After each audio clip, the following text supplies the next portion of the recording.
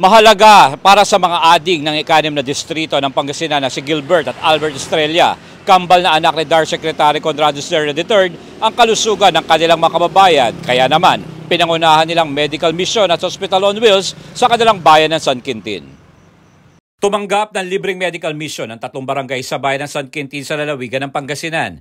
Ito'y pinangasiwaan ng tinuguriang Twin Stars na sila Gilbert Estrella at Albert Estrella, mga kambal na anak ni Department of Agrarian Reform Secretary Conrado M. Estrella III sa tulong na rin ng Conrado M. Estrella Regional Medical and Trauma Center or CFERTMC at ng Local Government Unit ng San Quintin.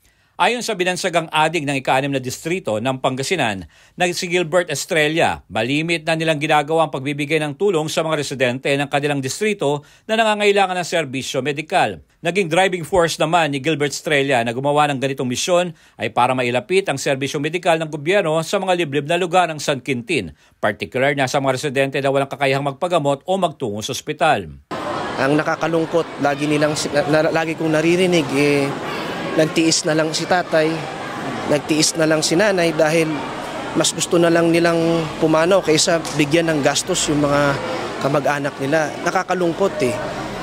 Gusto natin tanggalin yun. Baka sana umabot pa si nanay ng 2, 3 o 5 o 10 taon pa. Maabutan pa niya yung anak, yung mga apo niya sa tuhod. So yun ang driving force natin.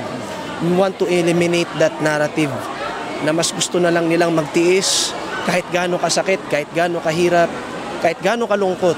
Yun ang gusto nating tanggalin. Kabilang sa mga libreng serbisyo medikal na natatanggap ng mga residente ng 3 barangay ang medical consultation, libreng gamot para sa maintenance, pain reliever, vitamina at iba pang gamot.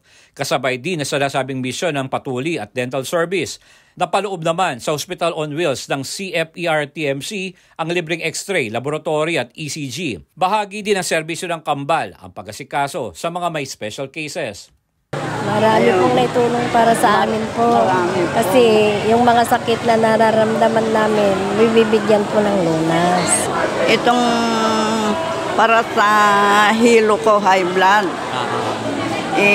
malaking tulong na po kasi tamang-tamang naubos yung maintenance ko. Sa ngayon, Anya, clustering ng mga barangay ginagawa nila sa bayan ng San Quintin para sa medical mission at sa bawat cluster ay mayroong 3 barangay. Sisinagawang medical mission at hospital on wheels kabilang sa unang cluster ng mga barangay ang napagsilbihan ang barangay Balantagan, barangay Lumayaw at barangay Ungib. Parang nag-cluster tayo.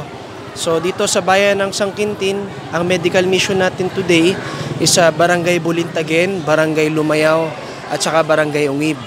So cluster natin sila para sa ganon, magkakalapit na barangay, mas madalian na lang, hindi sila maguguluhan. Malaking tulong para sa mga kapitan ng mga nasabing barangay ang libreng serbisyo medikal na hatid ng Twin Stars Australia, lalo na sa mga matatanda na mahihirapang magpunta sa ospital.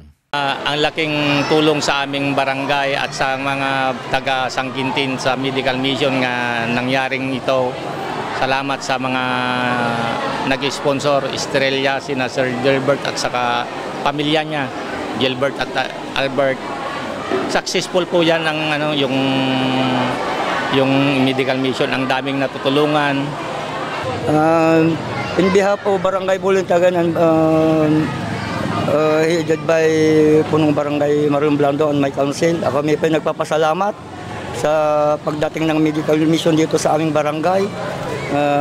Ang napakalaking tulong po, kami po nagpapasalamat kay DAR Secretary Conrado Estrella III at saka yung kambal niya, the Twin Star, Albert and Sir Gilbert, at sa Conrado Estrella III Regional and Medical Trauma Center. Salamat po sa paghahandog niyo ng tulong dito sa aming barangay, especially sa medical mission na naganap dito sa aming barangay. Yun po, sir.